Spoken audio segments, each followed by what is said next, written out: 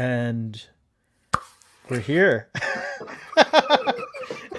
We're so late. How often are we late? We're not often late, right? Not often late, but No, we not often. it happens. It happens. It happened last. You have a Christmas fable to tell us now. Well, yes. I So I do. First of all, hello, welcome to everyone. Jesse Genders here. Yo, Jesse. And also Burned Out, which is Jill. So hello. And anyone else who's here, thank you for joining us. Say hello in the comments. Jill has a million. I'm sorry names. we're late. Jill's wonderful at creating very relevant names to the discussion. I don't even have a banner or anything. You got nothing. This is ridiculous. So lame. This is like the worst customer service ever, which is why I'm late, by the way. So I'll tell hey Shishan girl. All right, so I'll tell the story real quick, all right? So do you see what I'm wearing on my head? My old headphones are falling apart. I'll just show them to you real quick. You couldn't tell because I used to hide these really good, but look at how bad that is, right? Dear. Oh dear. And they're like bending and they're like all kinds of gnarliness, right? Are you stalling? Are you stalling because you don't want to talk about the episode? No, I do. I love this episode. Oh, okay. I can't wait to talk about it. All right. Okay. But just real quick, so I went online to order these things because I got Christmas monies as gifts, and so I went online and I ordered these things. Hey, Braxton.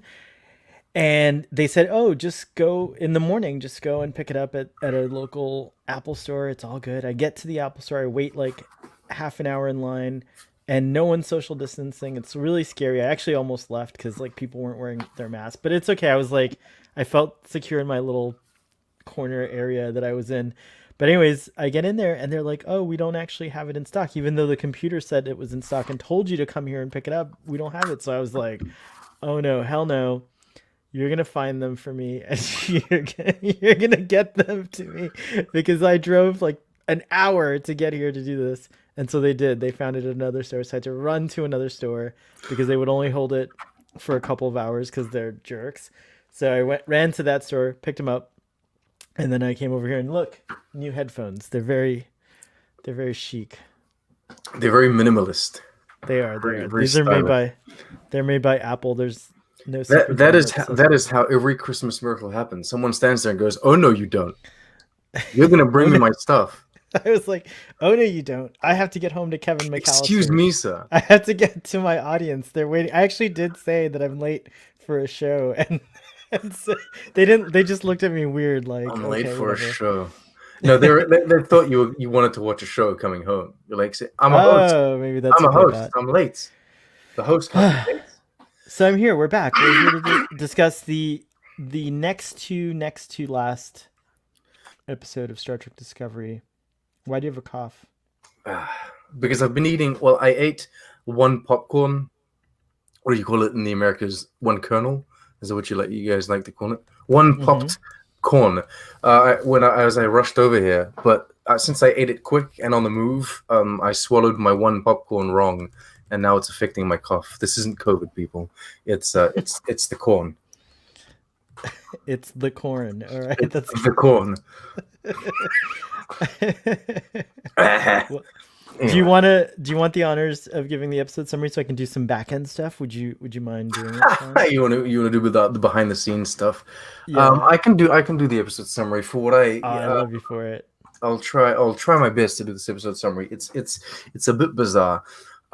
We pick up basically exactly where we left off last week, which is everyone is kind of mourning the officially death of Emperor Georgiou, and then so the burn storyline picks up, and this episode is about basically they figure out where the distress signal was sent from. It was sent from the planet within the nebula, and apparently there's someone that would still be alive on that planet. So they go there. I'm going to try and do this as simply as possible, and then we can get into the details because it gets real messy real quick. We find out. Oh, go ahead. We find out that the ship that was stranded so many years ago had an infant on board, and that infant has grown up and now is living alone on this planet. And so basically, it's a race against time to go and save the kid that's inside the nebula. Who's not a kid anymore. He's like He's not a 120 kid. years old, He's right? Like yeah, he's he's 125 he's years a old. very Yeah. old Kelpian at this point, or just a regular old Kelpian. I don't know. Um, Yeah. I have a lot of Kelpian questions, but I'm sure we'll find out the answers Yeah, to those. and we've also got the Emerald Chain flagship with Osira that rolls up because Osira, of course, Oh, get Syra. wants to That's my country Osira song wants that I to said. take control, wants to Sorry. take a country song. Oh, Giddy up, ba doop ba doop ba ma. Don't you know that song? Hi ho, silver. no, I don't. It's Maybe I don't actually recognize Elvira. your. Maybe I don't It's I recognize think the your Statler. rendition of it. Oh, that's probably what it is. It's the Statler brothers. They sing Elvira, but I changed it to Osira. The Statler brothers. I feel like the Chain Sisters. This is the group that sings this, right? Or it could be the Unchained Melody. Anyways, go on. Ooh. Sorry. Anyway, to make the long detoured story short, kid that is no longer a kid. So Kelpian man is trapped inside he's trapped on the planet. Burnham, Saru, and Kolba beam down to try and get him, but they have only 4 hours because they'll die from radiation or they'll get poisoned so bad that they can't get healed. Osira rolls up. Tilly is in charge of the ship.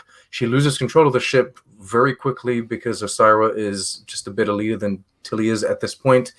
That's not the reason why she loses control of the ship. She loses control of the ship because she's caught between a rock and a hard place. Well, she's and has no unqualified to choice. deal with the situation. No, there's no other way. Saru this would have lost time. the ship too. We'll argue about this Because he's later. Anyways, unqualified also.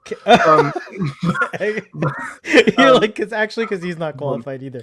All right, Yeah. carry on. I didn't mean to interrupt you. Anyway, we learn the origin of the burn. The origin of the burn is every time this poor Kelpian is scared and he screams out, he creates like a shockwave that kind of destroys dilithium. And this is because, from what I understand, he was created in the womb in presence of this dilithium nursery planet, and so he is somehow connected to the dilithium of the galaxy / universe, as PJ would say. And at the end of the ship, at the end of the episode, Osira steals the ship and leaves. And we have oh no, I'm sorry, they leave Culver on the surface, right? Culver and Saru.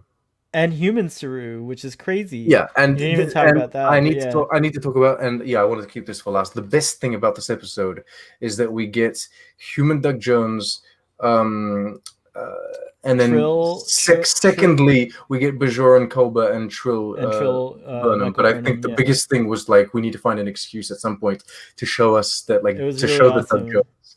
Yeah, that was cool. And he plays. I'm pretty sure he plays Sukal, the kid. Are you sure? I'm almost 1,000% sure it's Doug Jones who plays Sukal. Okay, so did you at any point get? There's a movie with oh my goodness, Robin Williams. Wait, so we end on a cliffhanger. We end on a cliffhanger. The ship is caught by fake Cthulhu. Yeah, there's like Cthulhu things coming out of the. Yeah, there's like what is that ship called? Who gives a shit? Oh, it says Bill Irwin played the kid. He sounds just like Doug Jones, and I saw this weird. It reminded me so much of Robin Williams. And what's the movie called? The Kid? What is it called? No, The Kid's with Bruce Willis in it.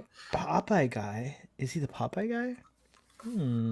Robin Williams goes. We'll have to look it up. But as a child, Robin Williams was Popeye. He played Popeye in an old movie. But I know what you mean. Like, do you know the movie Jack? Yeah, I do know the movie Jack. And I did get those vibes. I got Robin Williams vibes for sure. Like, especially when he's interacting with Burnham. But wait, real quickly. So Osira's big plan is to capture the Discovery and go to Federation headquarters in the Discovery to like wreak havoc. So that's what's happening. And she's going to take the spore drive. So where we are right now is that Osira has the ship on her way to Federation space. Book and Burnham tried their hardest to get back to the ship on time, couldn't do it. And then Saru and Culber are stuck on the planet with Oh, crazy that's right. Book psycho. was Book was circling the nebula or something. Yeah, like he was helping out a lot. Actually, he was really great in this Well, he was episode. dying for a moment in there. Yeah, and then Saru and Billy the Kid. Well, I don't know if that's his name, but the kid, Saru and the kid, Billy the Kid. and Culber are left on the dilithium planet, and that's it. It's a cliffhanger. We won't know until His next name week. is the name of the episode, Sukal. Sukal, thank you. Yes, Sukal. Sukal? Sukal? Sukal. Kal-El. That's different. Oh Kal-El. no. What's Kal-El? Kal-El's What is that? Superman's Oh, that's Superman. right. Oh my god, yeah, that's right. All right, that Yeah, was a good summary. I mean, it is a comp. It's like a lot happened. A lot drops in this episode. We get a lot of information. Basically, a lot happens, but not a lot happens. It's one of those episodes, right, where a yeah. lot of things are happening, but nothing really happens. But we do get some answers. May they please people or not Oh, about the thank you, burn. What's going on? Shishan Girl. It was the Oak Ridge Boys. It's just one of those unforgettable songs. Not a fan Oh, of the song. the Yeah. Oak So Ridge Boys. Elvira. I, I we'll gotta have to take a look look at. at these. You I gotta look at them. gotta- All right. I get look. Dan Commodore Dan will be upset at me for not knowing that. I'll have to let him know in a tweet that I I'm got just that gonna wrong. look. I love every style of music. I'm not sure that these guys. I gotta share my screen. Are these the kind of music that I'm gonna listen to? But That's the Oak Ridge Boys yeah, there you go. in Anyway, 2020. in 2020. All right, let's get past the. I'm sorry I ever sang that. Uh, Idic Warrior says love that the burn might not have been caused by a big bad guy. Yeah, I am very happy about that too because Yeah, there was a lot of hope that it would be something science fictiony and interesting. You mentioned in passing in all my drama today. I saw a tweet about how you compared this episode to The Witcher, and I haven't seen The Witcher. mm. But you said it's like The Witcher in an episode. What There's did an you mean? What there's did you a, mean by that? there's a specific. So I full disclosure, I've never read any of the Witcher books, nor have I played the games. I've only seen the show. But there's an episode of The Witcher where, and I don't want to spoil too much, but basically, The Witcher, his objective is to deal with either demonic forces, just like or creatures and beasts and what have you. And so, for whatever extent of his story, he does these odd jobs for people. And there's one story where he has to go and deal with an evil spirit, or rather a spirit in pain, because it's always tormented stories, and there's like a ghost creature kind of living in this haunted or this decrepit castle. And I got a lot of those kind of vibes when we were in it's like a holographic simulation that's been created for Saru, not for Saru, for Saru's kin, Mm-hmm. the kin kid. The Kin Kid. I And are it you? gave that I kind of can't believe vibe. that's not Doug Jones. I just can't believe it. Like I'm a little in shock because I was convinced. And then CBS put out a thing on YouTube where you could do a. Have you ever done these like? It's like you could look at a scene from like every angle. Like you can turn your Oh phone yeah, you if you can turn your like. phone, or you can use Yeah, and the mouse. it sounds like Doug Jones, like heavily like Doug Jones acting against like with the regular audio, like the audio of I the. haven't confirmed nor denied that it wasn't him. I'm really shocked because I 100% thought that. Alexander says, I hope they won't make Book incompetent as well if it turns out that it was because of the device that Osira tracked them. The speculation they had was that Osira was able to track them because of their spore drive signature because of the jump that they did. But I don't know. I wonder if that little device might come into play because previously like the spore drive seemed like it was untrackable, right? I don't understand what exactly Osira's trying to do with the sport. Because like if you're Osira, all right, you don't like the Federation. That's fine. You don't like Starfleet. But what you managed to capture the spore drive? What do you do? I jump to like a remote planet where I put everyone from the crew on the surface and just boom, you're all slaves. So except Saru, except Stamets because I need him because he's the one that knows how to function the spore drive. And from then on, I start reverse engineering the spore drive and I just go into hiding. And I spend all my resources trying to reverse engineer the spore drive and fix it and basically put it on my other ships, so that I can come back in 5 years' time with a bunch of spore drives and just blast the Federation. I wouldn't do anything with one ship; it's useless. I'm a little worried about something, because they know Stamets. They know Stamets is the pilot. They know that they have to subdue him. They actually like take over his mind or something like that. They know an awful lot about the workings of the Discovery, and I didn't see Rin. I didn't see Rin in the episode.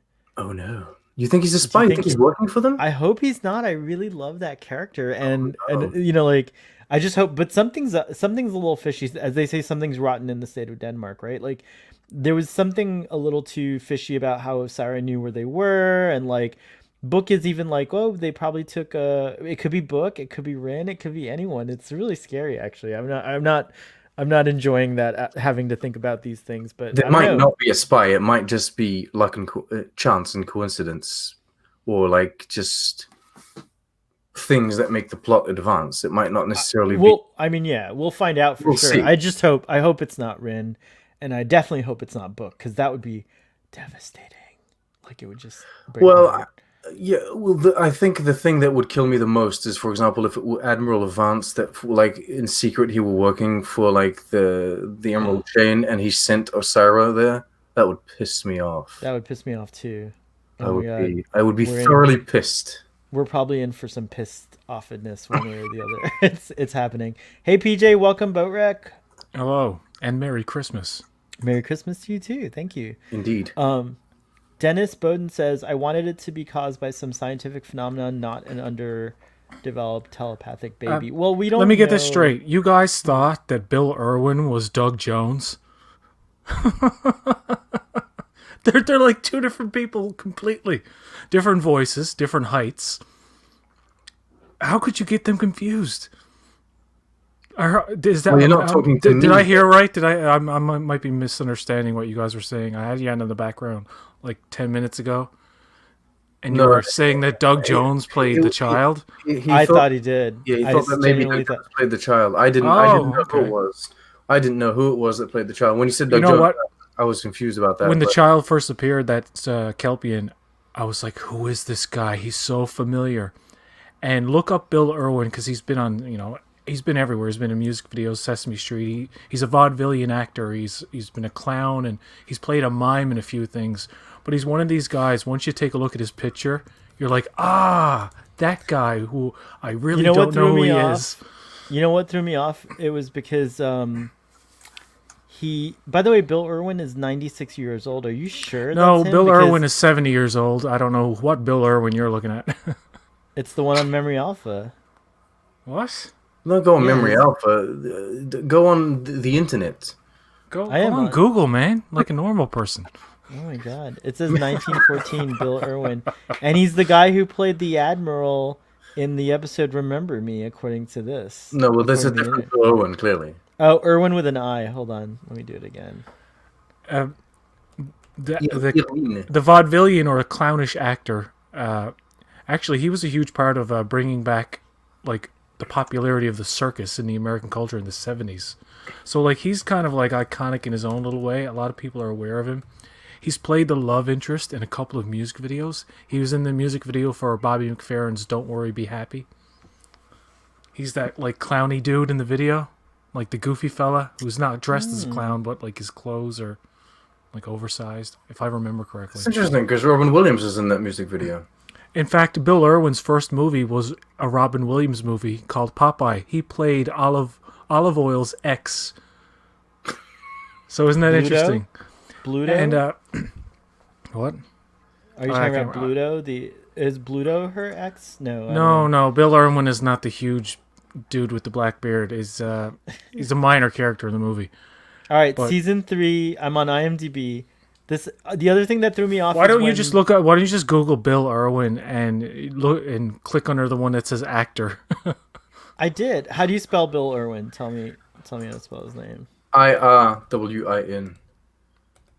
All He's right, an so Amer- when you do that and you type IMDb, right, Bill Irwin, IMDb.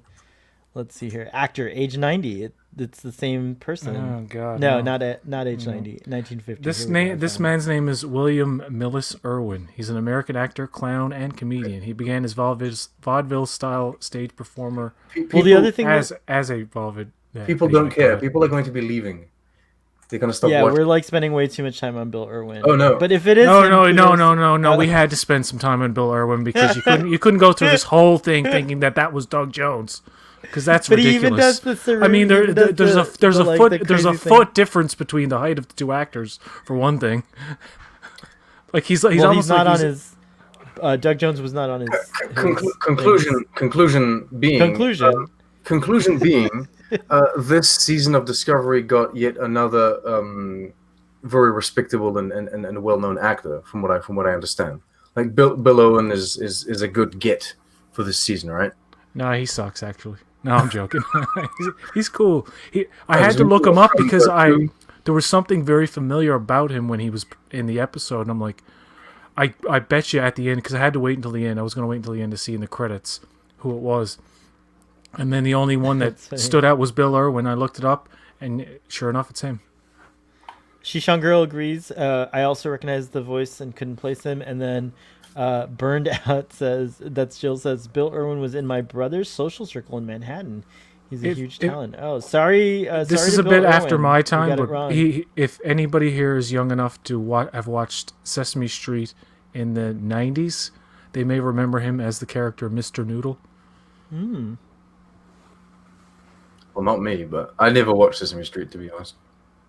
Not even when you were a child? I did. He'll never mind. I'm not gonna tell. Oh wait, you watch like Yo Gabba Gabba and Barney and stuff. You're of that Yeah, generation. you were a aren't you? Barney boy, right? You're a Barney You were boy. Barney Yeah, boy? I remember Barney. The You're a big- Blue's Clue dude. Yeah. Hey, look. Oh, that's so weird. Blues Clues. Oh, you watch Wait, Blue's which- Clues? Which one though? Who's the original guy? The coke addict or the meth addict? What? Dear Lord. You don't know about. Anyway, Is this a One reference of to the Breaking Bad? original do you know guys. do you know the host of Blue's Clues sings the song for young Sheldon? All right, we're gonna go to. Well, he's the Yes. lead singer Yes. of the whatchamacallums. But That's not we're a gonna bad talk song, about that actually. on. Let's talk about Star other Trek things 4.5 besides After Star Dark. Trek. Yeah, let's get back to this episode here. I think Idic Warrior says, I think if there was a spy, it might be Vance as head of security. I hope not. Hey EGT, I just don't want there to be a traitor. Me neither, but there probably will be. And then let's see here. If anything, I'd rather have Osira be really clever and resourceful. Indeed, having traitors among the Federation would be instead of having traitors among the Federation. And Jesse was here, Earl Grey Trekkie, so I think that's why folks are saying hi to Jesse. Did you guys talk about Doug Jones without the makeup? Somebody said on Twitter it's Doug Jones without his helmet. No, they said it's Saru without his helmet. There you go. Saru without his helmet on. As in like the whole yeah. Yeah, It was great to see gotten into Doug it yet, Jones. but Yeah, we haven't gotten into it. It was great to see Doug Jones. It was nice to see like the Bajoran change was kind of noticeable, and I suppose like the Trill change wasn't. I hadn't, if they pointed it out, I wouldn't have noticed. I did notice the makeup after they pointed it out, but I probably would never have noticed it had they not said something. But it was cool to see a Bajoran. Actually Culber as a Bajoran. And one of the thoughts I had while I was watching is like, one of the thoughts I had is like, why couldn't Culber have been Bajoran all along? That might have been neat, actually, like to have a Bajoran character on the show. But I guess it makes sense because the Bajorans really didn't interact with the Federation until DS9. So here's my Burnham probably learned about them in the year she's been regarding that traveling. change. Why did it need to happen exactly? It was so that the kid wouldn't freak out, because if he saw another Kelpian from the outside, Okay. it might have perturbed him. And so What about the others? there was grandfather Kelpian who he grew up with, so he knew that. No. Kelpian. Why did Burnham and Oh, that I don't know. That's maybe just because that is a good question. I don't know, but I'm assuming it was just to to make them look like programs he had already interacted with or something like that. But he did know. I mean, but he was like, "Oh, you're a new program too." So that's a good question. I don't know the answer. Yeah, because he made a point of saying that the program that Michael Burnham was portraying, like he'd never seen her before. I love the glitchy hollows, and I loved that whole weird scene with all the where they were recreating the induction ceremony for the Kelpians into the Federation. There was And go ahead. there's a nice little. First of all, they overdo the glitchy stuff all the time, but besides that, there was a funny scene early on where the teacher's using the tree as the blackboard, like she's in the program's in the wrong place, Yeah. and she keeps glitching out like Max Headroom. Max Headroom. Headroom, yeah. Like that. And there's a funny moment where I actually laughed where Culber looks at her and says, "Poor thing." That was actually funny. I think this is Culber's best episode. There's another funny line which escapes me now, but there's another chuckle I had later in the episode. There were quite a few. Back on the ship, Adira. We didn't talk about this in the summary, but Adira was finally got to have Gray back, and we find out that Gray has been hiding out because they didn't understand what they didn't understand their new existence or whatever. What do you think? I'm getting to the point now where like this Gray and Adira stuff is like, I don't want to wait for my life to be over. It's like, fuck, man, like get me out of this teeny bopper like CW drama shit because I'm just not interested. I have to be honest. I love both of those characters, and I'm a little upset with this plot line only because I knew this would happen, where it would get like. Yeah, I was just kind of worried, but there's still 2 episodes left. I don't know. We'll see what happens. Anything could happen. It could have been handled in a less, I suppose, CWA, but it does. Like, I think the feeling that you're getting is because it kind of felt like there's no reason for Gray to have left, and they don't even like try to explain it in any way in this episode. It's like, I just left because I wanted to leave, and so it ends up feeling like Gray left because they needed to add the drama to Adira's character, right? Like it feels like they were looking for a reason to have Adira go through those moments, and the only reason they found is we'll have Gray leave, but then they didn't need to find a reason for that. They were just like, whatever, he leaves. We do find out new information about Gray though. There is kind of a conflict with Gray where he can't merge with Adira. He can't be a part of her as he is in the symbiote. So, like, are they going to try and make him a separate entity at some point? Like, that might be interesting. That seems to be the path they're going. If they could somehow, if they have the technology to extract Gray's consciousness and give him a golem body like Jean-Luc Picard, that could be a way to have Gray come back. And I would be okay with that because it's already been established that they could do that in Star Trek Picard, so why wouldn't that technology become better by this time? And what will happen to Gray if something's not done about the situation? Right, Gray should be like, I don't want to wait for my life to be over. What else happened? Oh yeah, so we have Stamets and Culber drama as well, where Stamets is like basically like, no, you can't go down to the planet, and Culber is insisting that he should. This is something new that we don't really see in previous Star Treks, right? Like in quite this way, and I liked it. Like I liked seeing a little bit of concern from the family member, from the significant other about away missions. That but was at the same good. Time, yeah, but at the same time, it's like I feel like they keep volleying back and forth on this. Like Stamets' a display of stress, and I don't mean to laugh at it, but just the looks on his face, he's deathly afraid, I should say. What am I for? He's a scared. No, he's deathly afraid of what might happen to Culber because it's like an extremely dangerous situation.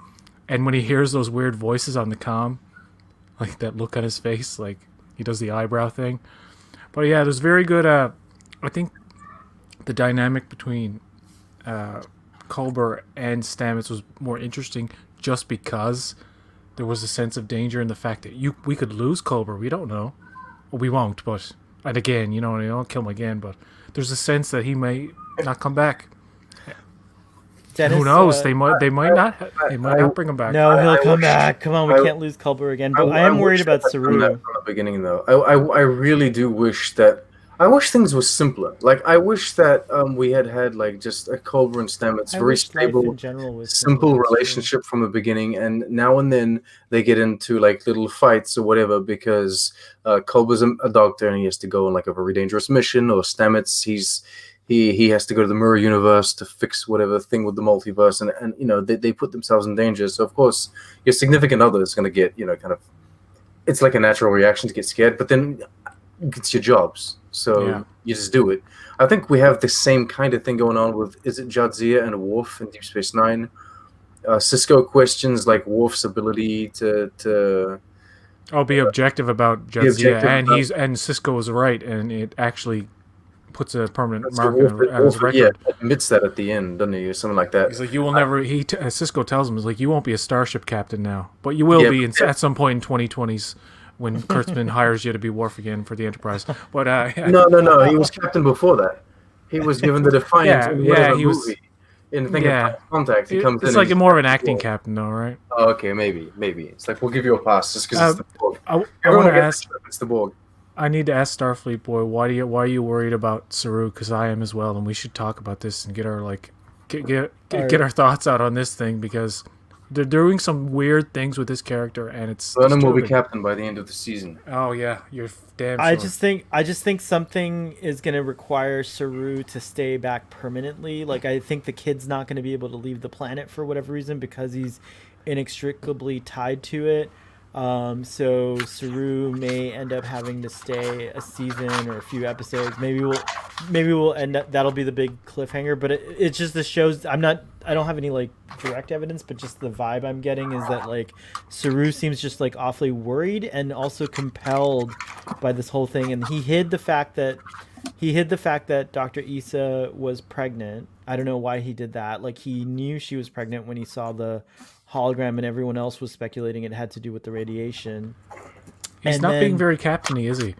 He's not. Well, let's see what's going on here. President of I would love him to be the president of Kaminar. That's a good idea. He's going to leave the whole Starfleet shtick to go and lead Kaminar and become the leader of Kaminar. That makes Burnham the captain of Discovery. That gives Saru still a very high position, and he can lead Kaminar and the Kelpian people back into the Federation. I don't think Saru will leave the show because he is in season 4, though, isn't he? But there could be a thing where he does leave the ship and becomes a recurring character. Because that's a hard job for him, man, to have that makeup on every single day for weeks on end. Well, he likes. I mean, it is hard on him. Yeah, he likes it, but it is. He does say that it is hard on him. But I mean, what was delightful about this is that I can't remember except for Space Command, I think, which is that show that they talk. I forget his name, but he's awesome on YouTube. Mark Siegfried. Thank you. Other than Space Command, I can't think of another time when I remember Doug Jones being out of makeup. You never see him out of makeup for almost anything. I thought that was like really delightful to have that version of Saru in this episode. But yeah, even that, like just the setup of all that, like something about it like worries me. And maybe it's because Doug Jones is so much more expressive when you can actually see his face. And I'm seeing a lot of concern in his performance, and like he did a guest role in a sitcom called Better Things. And he plays you can see his face, but still he plays a guy who's just like Doug Jones, who does all movies in like prosthetic makeup, always plays the monster. Cool. And you hear him curse and swear, you hear him say the F word a lot. It's like, oh, it's cool to hear Doug Jones swear it up because he's so nice. He's like I wouldn't call him a cuddly teddy bear because he's so skinny and like stringy, but like he's a lovable person in that way. He's very lovable. I would cuddle with Doug Jones. Sorry, Doug Jones, if that's inappropriate. No, I don't think he would mind. Fucking Siri. Sorry, Siri just launched for no reason. I don't know why it did that.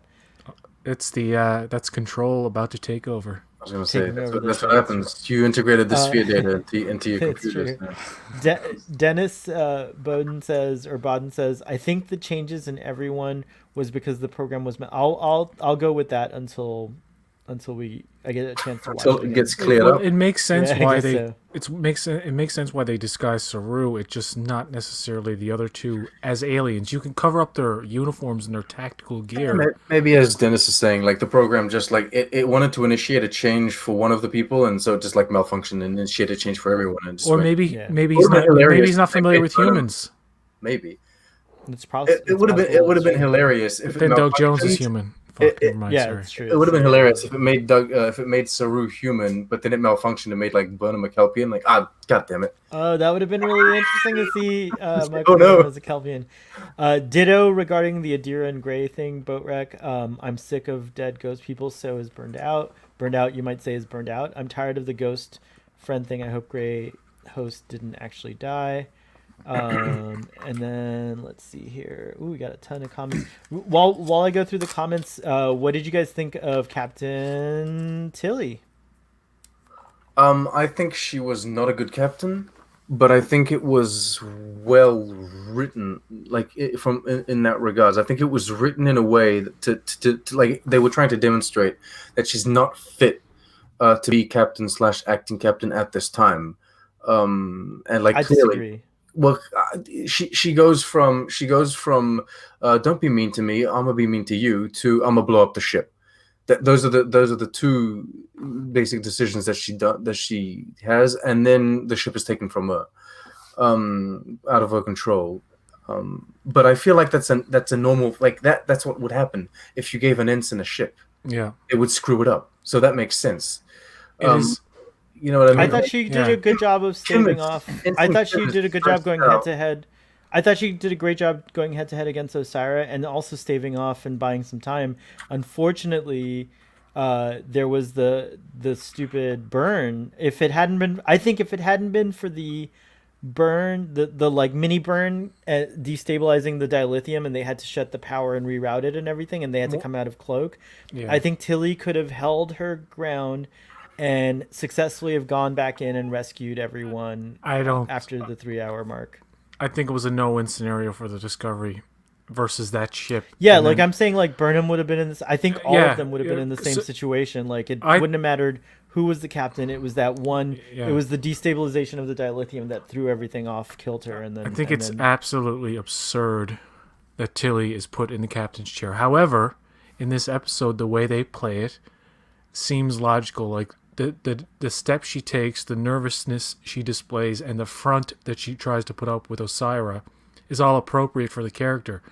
And I like the little touch with the thing under the chair that she's rubbing. Oh, the nub, yeah, the whatever The it nub. was, yeah. And Osira can totally see through her, right? Like Osira's not being fooled by her. Even when she says, "I'll blow up the ship," Owo and Detmer look at each other like, "Oh shit!" Like it does. I don't know if that's a look of concern for like I don't know if she knows what she's doing, but it's like it's almost as if this is you, the audience, if you were in the captain's chair faced with the situation, and that was kind of fun. I liked that aspect of the episode. Actually, most of the episode was fun. Alexander It was says, interesting. Alexander says, do most queer characters in Discovery have resurrection powers? LOL. And even though that's funny, it's kind of a trope that occurs. And Jesse Gender, speaking of Jesse, does a great video, and I can't remember the title of it, so I'll try to find it and send it to you, Alexander. But a great video about how like this is a thing in Hollywood, like where gay characters seem to always be martyrs and they keep being killed off and stuff like that. So Discovery, of course, puts the extra twist of resurrecting them as well. So who knows? But yeah, that's like a trope that has kind of like become a thing that I hope goes away, and I guess that's where I'm experiencing a lot of the fatigue. I don't know if it's this, but I feel like maybe because there hasn't been enough LGBT representation over the years, they are trying to make the stories of their LGBT characters as interesting as possible, but in their minds, they think making a story interesting is like doing these extreme things like killing someone, bringing them back to life. An interesting story is not necessarily in extremes. An interesting story can be just two people living their lives, doing their jobs, right? Because that's how like interesting B'Elanna and Tom Paris's relationship is. You know what I mean? It doesn't have to be all about death and resurrection and all of that. So like, I don't know. I don't need any of this death ghost thing either. I would just like everyone to be alive and going about their duties. Um, Unrelated. Is Reno really the chief engineer? Because it feels like she's getting an order from Stamets in this episode. At one point, Stamets goes, "You should be doing this or whatever," and she says, "Yeah, I'm already on it." I'm like, so is he giving the orders now? Have they established that she is the chief engineer? No, they haven't. They've established nothing. It's like the chief engineer is somewhere on that ship, and one day he's going to show up in that episode, and they're like, "Dude, we don't see you very much." And he's like, "Well, I'm a recluse. I'm not sociable." I think Tilly made a great job, but she was still too inexperienced to be in that position. She was inexperienced, but I think she did do a good job. The Admiral even looked nervous about it. The way they wrote that and the way they played out her interaction between Osira, and Osira's actually better in this episode than the previous Yeah, ones. I liked Osira. She's more Yeah, interesting. I had a problem with Osira before, but I liked Osira a lot better in this episode. It's true. The actor who plays Osira is on the. I didn't get to watch it, but the Ready Room this week has the actor who plays Osira, who's Margot Kidder's. Dennis asks if we know who the chief medical officer is. We still don't know. We all assume it's Pollard, but probably not. It's probably not. It's a joke. I think it's become a joke at this point. I don't think so, because they never address it. Like, no one in the cast or in the behind the scenes or in the interviews, like, no, you've never seen anyone address this, right? So that's true. Yeah, I don't think they care. So it's really weird. It's just not in their priorities to address this. They have other stories to tell. They're telling other stories. I guess that's what we've seen in this season. We've seen 3 characters with in the position of being captain in various situations. Tilly, Burnham, and Saru. Saru seems to be, I don't know if they're purposely playing him this way, as the least competent, especially in this episode. It's actually directly pointed out that he's lost his objectivity. And Burnham has to kind of baby him. And even at one point, he wants to run off and find the Kelpian, and they have to remind him and Culber, Burnham and Culber have to remind him, like, Saru, like, you got to think now. You got to think. Well, and it's like, dude, they're grooming him. They're setting him up to not be captain anymore. Something's happening. Yeah, Saru was also obsessed with the Elder and couldn't break away from that. It was like there was even like a Vance lot is suspicious of him. Vance is kind of wary of him as well. I think Vance is like, oh, these people are definitely not ready for the 32nd century. I mean, like, even his reaction to Tilly being in command, he's like, okay, you guys are a different breed altogether. Like, this is a weird ship. It is either what you guys are saying in the sense that they're kind of setting up Saru to not be captain, or it is something that has been a recurring problem on Discovery since the get-go, when they want to shine the light on like someone's qualities. When they want to elevate somebody, they end up taking somebody else down. Yeah, they pin someone down completely. So when they gave the spotlight to Saru in that season, in the second season of Discovery, they completely killed off Pike. And there's this episode where Pike gets like completely just pushed around and walked over by Saru and Burnham, but that's not how he is. They completely changed the way a character is written just to and they do that to adapt to the story and to like how they want to portray other characters or how they want you to perceive other characters. So maybe that's what they did here, because they wanted Burnham to be the confident one and Burnham to do all this or what have you. They kind of just ridiculed ridiculed Saru to some certain extent. It's really. They do that on it's not just the Discovery thing. There are plenty of shows that do this. But maybe it's a real life thing. Maybe it's making a commentary on contemporary things. Hey, Idic Warrior, so glad you are here with us on this stream. And as a matter of fact, audience, everyone who's here, thank you so much. But I'm glad we were able to help you with your day today. So that really means a lot that you said that. Thank you. Yeah. By the way, what do you think of that monster? I like the CG. I like to see. This is a very expensive episode. Like just visually, the whole set was amazing. Like the Citadel, visually, it's one of the best episodes of the season. I think astonishing, and Burnham falling up, and all the different terrains and the weird stuff. It kind of gave me this season. I think they're really, oddly enough, even though it's set in the 32nd century, I think this is the season that draws the most from the TOS era and style of storytelling. Like It does, yes. you I know, agree like with that. I really think that this season is like a TOS type of season, and I love it. Yeah. Well, I love this is a classic Star Trek thing where they have to go to a place, they end up in a different place. Someone's in control of them, or like they were put in a. So in this case, they're in an advanced holodeck, and they have different appearances, and they have to figure out like how to bring this kid back. But like it's done in this kind of like a weird dreamscape kind of way, and it feels like old fashioned in that way, where it's like it's a big mystery box, and you also have the conflict. I like the back cutting between what's going on with them and then the whole situation with Tilly. It's actually a very well-paced, kind of exciting episode, even though like I have all these nitpicks about what they're doing with Saru and the absurdity of Tilly and all that. It's still actually fun to watch. At every turn, Discovery goes out of its way to show how caring the crew is to one another. I find that very reassuring. They're totally setting up Saru to not be captain, and I don't like that at all. Me too. I'm kind of like nervous. I very much enjoyed the, like I kind of mentioned this in my reaction. I like the I've liked the vibe of the episode, the whole ambiance and the kind of, it's almost like a horror kind of scenario, and like just the aesthetic of it all. I love that so much. I still don't know what to think about the story, because I still find I find the reason for the burns existence to be just too far. So what is it then? Very close. We're very close. I don't think we know what causes the. Okay, I'm gonna go from what I understood from this episode, and you guys tell me if I'm right. It's a child's grief. Yes, from what I understand, the kid was basically the kid being created in the womb was. Ooh, it's a V'ger. The kid being created in the womb basically was infused with like dilithium energy properties, yeah, because he was being created in the same environment as the dilithium nursery, which is this planet, which is a whole dilithium planet basically. And so when all of his people died and his mother died, he was left behind in this very elaborate simulation, that holographic simulation that was created by his mother.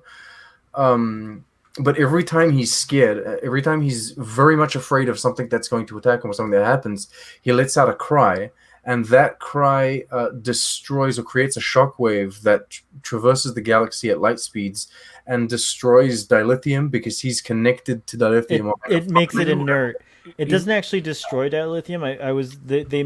They've done this a couple times where they're like, the dilithium went inert, and if the warp drive was engaged at the time, that's what destroyed the ships. Okay. All right. You can You see it start happening in this episode, and Stamets is able to stop it. He's like, our dilithium is going inert, it's destabilizing. So that's what the core was destabilizing. So every time he's scared, this happens.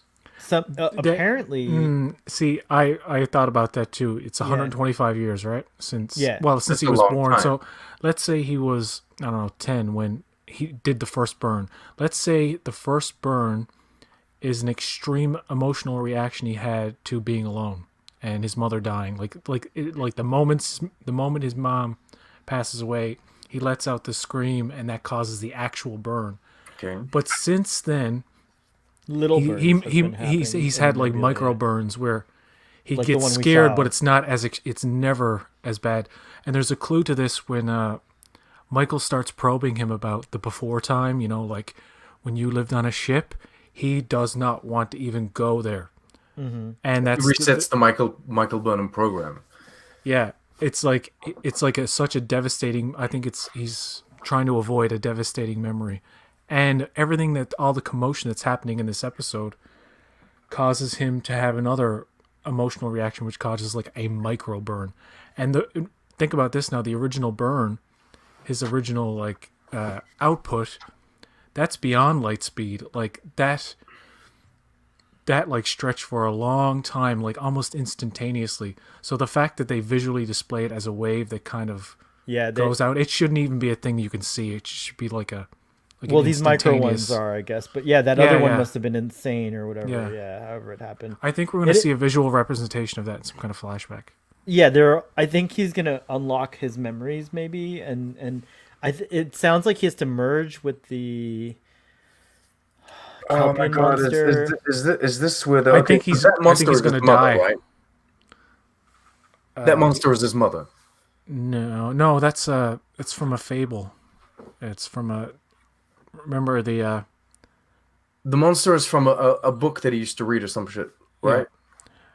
But But even but the Culber The points out that it has to be a hollow, like it has to be. yeah, because there's It no was other. put It's there not for the a reason. mom. Yeah. It's probably some kind of a way to keep him in check when he gets out of hand or something. Like the monster's gonna get you or something. okay. And Or we it might have see in been the at one episode that point. it's pretty much harmless. It's not meant to hurt. Like it shouldn't be. If it was programmed by his mother, it should be just an intimidation thing, and then it does not actually hurt anybody. I thought it would literally be the ghost of the mother. Oh God, that would be crazy. I think That's where I went. I think Saru's gonna have a big old therapy session with him in the next episode, and it's gonna come to a tragic conclusion where the only way to prevent another burn is for this guy to die, this Kelpian to die, and Saru will have to make that choice. That would be excellent storytelling. And It's then not gonna Saru be comes that. back. It's like, I had to kill a dude. I'm hardcore now. I'm gonna be the captain. Step off, Tilly. Step off, Burnham. Step off till he That's not what it is. Burnham. That's not what it is. It's so Saru in the next episode is going to have to leave the ship because he's going to create a bond with this youngling that's now old, and he's going to need to nurture him and become his family because what this guy needs is a family again. And so Saru needs to leave the ship, and he's going to take the kid back to Kaminar. Well, he's not a kid, but he's going to take the dude back to Kaminar, and they're going to live their lives happily ever after, fishing kelp or whatever it is. There could be a question of, can he leave? Right. Because I was they're wondering definitely about going to have that myself, option, yeah. I think. And then like, Yeah. okay, Can he leave? because Like, they're maybe he's there tied to to the rescue them. planet. The Hollows recognize that he needs to be rescued and taken away, basically. But what if there's a situation where like he's acclimated to the environment so much that if he leaves, he could die? Some kind So of how long do Kelpians live? Now, 150 Well, that's years. a really good. 150, you said? I think. but I he's could- 120. But he would be 125. So I think. He was and he doesn't look 4, nearly as old as the older guy, which has clearly lived. At which least is another. double that. He must yeah, be like may- 300. Maybe, I don't know. Again, I've maybe never- the dilithium and the conditions of the briar patch that they're in. I is could be keeping them- confusing Make a Kelpians bribe. with Klingons, though. It could Klingons be, don't yeah. live that long, I think. Well, Klingons die- live die about by 120, 150 years, yeah. because they kill each other in battle. But No, I mean like if they didn't Well, we kill didn't each know other, how if long they didn't die Kelpians from could that. live. We didn't know how long Kelpians could live because the Baul kept calling them at a certain True age that. before the Vaharai. But I like that they mentioned the Baul because it sounds like they reached some kind of like, agreement with them, and I like how the Kelpian monster kind of reminded me of the Baul too. I would have which is liked interesting that. thing, Could too. be interesting. That could be interesting. That like the fable is like an ancient tale of the Kelpians, and so the monster in the fable is a representation of the Baul. Yeah, that's because that's the that's what vibe they I got. fear. That's what they fear. As Yeah. a And like species. and facing your fear would be like to willingly go to the culling, say. And like that's how you condition people to accept it. Very Like interesting. very in nice. going to your death, you are facing your fear. Yeah, because this kid hasn't gone through the Vaharai. Was it called the Vaharai or the? Yes, the Kelpians at this point of I'll go through it like Oh, okay, gotcha. He doesn't so seem to have gone.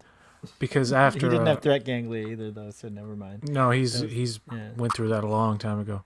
In fact, the actor that plays him is 70, and I really like his portrayal, like his childlike innocence and how Burnham pretends she's the program. I really enjoyed that scene, I gotta say, and I'm glad you sent me that link to the actual filming of that scene because I was like, oh, That was scene- cool, right? This is the scene I really like. 360.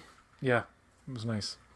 Sleepy Trekkie, by the way, go check out Sleepy Trekkie's channel and also the Sleepy Craftsman channel on YouTube. Radical idea: the child is actually a hollow. No, ooh, who doesn't know that he is a hollow and the life sign detected is actually the monster? That would be really interesting. Except that like the We see that kid the burn hasn't comes from glitched. him. Well, not just that the kid hasn't glitched at all. It would be pretty Yeah. interesting if he. It is a cool idea, but I don't think that's what's going to happen personally. I do like the glitching when they go to the Kaminar thing and they talk to the Vulcan dude, and like their And he expressions. claps.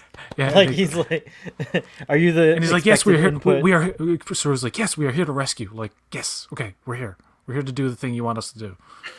And I love that kind. I've always loved in Star Trek interacting with AI like that, and how it can work and how it can not work. How like Yeah, the totally. computer sometimes is like, I don't know what you mean, basically. Like, what are you saying? So you If have to be there very are direct and clear. spies, I really hope they are none of the main characters. So yeah, I hope so too. I'll send you the link, Jill, in a DM, or I'll post it. I'll just share it on Twitter because it's pretty Prediction for cool. future episode. Last episode, you see Vance and Osira go into a room alone together, and they just start doing it. It's like, yeah, we did it, baby. We did it. Die Hard. And that's a preview of Starfleet. Oh, I didn't realize Starfleet Boy After Dark is on Christmas night. So if you can't make it, we're not going to do one. I don't know if Father can make it. We'll find out tomorrow. But audience, we'll see. Audience, we'll Are see. you going to be going out Christmas Day? No, I'm not. I'm happy. I'm to not do a either. stream. I'm going. Okay, then it is happening. I do All my right, thing yay. Boxing Day, actually. Very good, very good. All right, we settled it here. I think did we discuss every single aspect that we could about this episode? Is there anything else? Oh you guys no, wanna talk- Jesus Christ! Osiris takeover.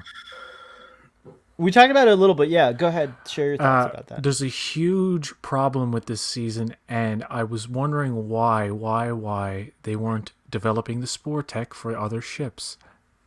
Reason, they got to save it so that Osira can attach her tentacles to the ship at the end, and spore away.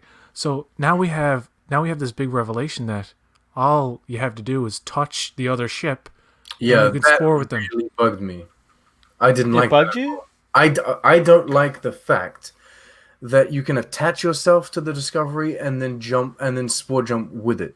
Like if you attach yourself to a ship and then you try to send that ship to warp, things are gonna happen because the warp field is designed to go around that ship specifically. You know what I mean? You can't just randomly attach shit to your ship and then start. Like, But spore drive works differently than warp. spore drive You works can- differently, but so this now I don't understand what it means because now I don't like how could you spore into a planet now? Could you spore the planet somewhere? No, like the way they're doing it now is like You know what I mean? Could you spore meteorites to places? it's a can of worms. It's a big can of Hey, worms speaking because of that, spoilers. now now they have to acknowledge, or they probably won't. They have to man. acknowledge now. Hey, you know what? We can spore multiple ships at one time as long as they're attached to one another. Yeah, because it's not even really fully attached. This is like basically tentacle things. Like this is not. She doesn't have a tractor beam for some reason. For the reason of being able to spore. It has That's to be why. a physical attachment.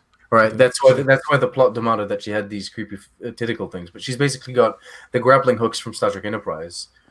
I mean, with programmable matter, you can do any of those things, right? Like you can kind of your ship can kind of morph like how books ship morphs and all I have that stuff. issues as to why she doesn't kill anyone on the ship too. Like, why doesn't she just murder everyone when she gets there? I know that She actually says earlier that she wants all the crew for leverage. So Yeah, if it gets she to a says point, that. she will start killing them off one by one if she has to, I guess. But I find that stupid. just not now. She's too mustache twirling to. I would have just killed them. And then she says to Tilly, "I'm not going to kill you because there'll be blood on the seat. Just I sit think it, she's just being sit it to bloody wily. vaporize, and then it won't be blood. There'll be nothing. So you can just kill Tilly. Anyway, Maybe Osira. No. Well, she did feed her nephew to a thing, so She did, but like she gave him lots of She's chances. deranged. She gave him lots of chances. She like the nephew was Canadian, so it's all right. You can. wow. No, it's not all right. So Yeah, does this seem like the like first part? It seems like the first part of a three-parter. It almost seems Of a like more. three-parter. It almost seems like more of a multi-part story arc than the last one, because the last two-parter, Terra Firma 1 and 2, the climax was a little anticlimactic, because the climax would have been better served if, like, the very end she shows up in the mirror universe and like dun dun dun next episode. It's because the Terra Firma episode wasn't supposed to be 2 parts. I guarantee you, the Terra Firma episode they should have released it as 1 episode. They should have released it as an extended long cut. That would have been great because it would have been a great send off for Michelle Yeoh too to have a feature length, the first feature length episode dedicated to her. But this definitely feels like this is not going to end in the next episode. This is just going to continue right on until the end. No, Yeah. yeah, it's And is the next episode Jonathan Frakes directed? Yeah, and they also have a different name. It's called something Tides. Anyway, they had different names listed for the past. Yeah, this one was supposed to be called the Citadel, right, or something like that. Excuse me. Yeah, that's why they never officially released the names. They were only on Wikipedia, I think. So they were accurate up until a point. Then they decided, no, we're going to change the names. So I doubt the 13th episode is called Outside. Yeah, I doubt it's going to be called that now. It's probably going to be called Baby Burn. No, yeah, either it's That Hope Is You Part 2 or That Hope Is You Part 2 will be the season 4 premiere. The premiere, yeah, that's true. But maybe it'll be the finale when Burnham gets given the captain's chair. Burnham, that hope is you. Or maybe this is a two-parter, it wraps up in the next one, and then the final episode is it's a family kind of episode. That Hope Is You Part 2, where there's some kind of, I don't know, who knows? Like a setup for next season. Totally unpredictable season, by the way. You who have been absolutely frustrated by this whole Burn plotline and how it's been dragged out, how do you feel about it now? Are you happy that it's ending? I'm happy that we're getting some answers. Okay. But the fact that it's the burn itself, it may be something as simple as a child's grief is a moot point now. It's like, whatever, who cares? I'm more interested now in what Osira's going to do to the ship and how Burnham's going to rescue everybody. Because, Burnham's going to rescue everybody, right? No, but I think the crew of the Discovery will probably, they'll handle themselves. They don't give the secondary characters enough to do. Like maybe Reese and Bryce. Maybe they'll get their chance in the next episode. This was an awesome discussion of an awesome episode. Audience, time to give us your ratings. We're going to give ours, and I will get started with mine. I give this episode a 9.5, a solid 9.5. What? What universe are you from? Dear God. I've been doing 9s all season, but varying degrees. This is actually lower. I think last week was a 9.7. So just so you know. Shocked, sir. All right. Okay. All right. Whoever's next. PJ, you go next. I'll give it a 7.5. Would have got higher, but I'm a little bit confused about what's going on. The deliberate path they're taking with certain characters, and like I said, it's entertaining, but it is very much like one half of a two-parter or 1/3 of a three-parter. And I'm not sure exactly how to feel about it yet, but overall, I think what wins the episode for me is the fact that visually, it's a very nice episode to look at, and it has a great tone and a pace to it. Hello, Yosef. Merry Christmas, and yes, you have to watch it, so we'll find out what your score is later. All right, Toddy, take us out. Give us the last word on the ratings there. I'm going to give it a 6. It's not one of my favorite episodes, but you guys have said it. It's very visually appealing, or at least unique in the franchise. I think we don't have very many episodes that really have this look and feel to them. Which means if I were to go back and try kind of cherry pick episodes from all of Star Trek, this one would probably come to mind as I might rewatch this one, but not so much for the story. Mostly for its visual appeal. It is a beautiful episode. So I like it in that respect, and it gets a lot of points. I think if this episode had been really just a basic planet plot, like a run-of-the-mill planet, or everything took place on the ship, it wouldn't have been worth much. But because it's got that feel to it, I like it. And I like the glitchiness and how Michael Burnham tries to pretend to be the glitchy. And we didn't even talk about all the different era uniforms. There were some interesting uniforms. Very interesting. Yeah. Yeah. So that's what saves it. We'll save that for your Easter eggs video. What's interesting is I know I'm going a bit off track, but I do my reviews on my channel as much for the audience as I do them for me, because I often say this. I like to go back. I'm intrigued to see in 30 years if I go back to these reviews, if my opinions have changed on the original series on Discovery, the kind of thing. And there are episodes they're good, and I feel like I'm confident in saying in 30 years' time I'm still going to like them. This kind of episode, I just don't know. I don't know if it's bad. I don't know if it's good. I have very mixed feelings about it, and I wonder what I'm going to think about it in 30 years' time. We all wonder. Let's hope we're all around and hanging out still to find out about that. See what That's pretty happens. cool. But yeah, I do agree with this statement. We'll talk more about this on Starfleet Boy After Dark. If PJ is I caught up haven't on seen. The Expanse. This is why I watch Discovery before I watch The Expanse. Because if I watch, I'm sorry, I'm going to be really mean. If I watch The Expanse and then Discovery feels completely useless as a show. So I watch Discovery first, and then I watch The Expanse. Wow. I'm sorry. It's like Wow. like you know what, you eat ice cream and then you drink Coke, but Coke has no more taste because there's so much sugar in the ice cream. Are Does you that gonna make sense? do? We don't know if this is a 3-parter. Are you gonna do your episode reviews? Are you No, gonna because wait? there wasn't written part one or part two. Yeah. There's no it's not named as a part one I because see. Okay. in that sense, there comes a point where Deep Space Nine I have to wait 10 episodes to do a review, right? Right. That's true. That's a really good point. That's an excellent point. All right. Cool. What do you got? What do you got to promote? What's going on in your worlds? I just released a review for Home Alone on my secondary channel. On on AG. How do you say it again? Wait. ABTG. AVTG. Thank you. Sorry. I'll get it right. I promise. I'm a subscriber. I subscribed. Yeah, I released the Oh, Home Alone. ooh, I'm excited about that. It's one of my favorite movies. I can't wait to go see Oh your no, you review might be for it. disappointed. Ah, jeez. But yeah, I don't want disappointed. and other than that, I will try to release my review for this episode as soon as possible. Other than that, my Terra Firma review dropped just a couple days ago, so I was really late compared to other people. But yeah, PJ, what do you? Excuse me, guys. I don't know what's going on with me. What do you got going on? Well, I've been watching a lot of pitch meeting videos on YouTube. That's God. where the guy does a back and forth pitching and anyway. But also I it's want the videos with the thumbnails with the big eyes. yeah. I want to watch Wonder Woman 1984 tomorrow. I want to rent that. Yes. And, oh my, is it gonna drop at midnight? Can I watch it No, tonight no, at midnight? it's going to be okay. in the afternoon. We need to do the first We need to do the first live discussion on ABTG about Wonder Woman 1984. Well, actually, we're probably gonna do it tomorrow night on dear Starfleet God. Way After Dark. Booyah! What? But we In can fact, also. it'll When did likely you be plan called. on doing yours, Sean? I don't know. I don't know. Watch it tomorrow. We'll do it I can't wait to see this movie. I'm going No, to I watch know, it I'm tomorrow excited. night. Well, I'm sorry, but there's bloody. What else is coming out tomorrow? There's something else. coming Soul. out. Soul. I'm watching Soul before I'm Oh, watching I'm Wonder definitely. Woman. Well, Soul's going to be on That's the Pixar, early, right? Yeah. and Yeah. Wonder Woman's debuting in the afternoon. Okay. It's well, not. It's not doing the. I'm watching Soul before I'm watching Wonder Woman. I might even. I don't. To be honest, I don't care that much about Wonder Woman or anything that DC puts out.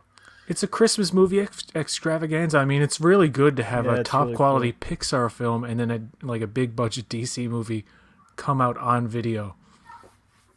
And in Canada, you can either they give you the option you can go see it in theater.